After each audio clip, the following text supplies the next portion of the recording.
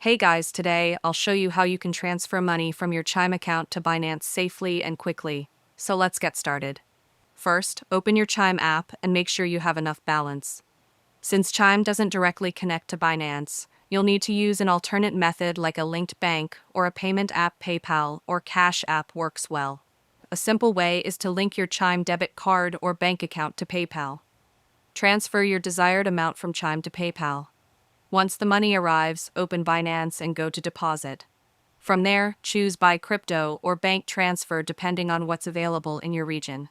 If Binance supports card payments in your area, you can use your Chime debit card to buy crypto instantly.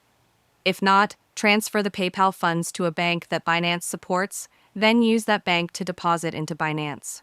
Always review your transaction details before confirming to avoid mistakes. Once done, your Chime funds will appear on Binance, ready for trading or investing. And that's it. If you found this video helpful, consider giving it a like and subscribe.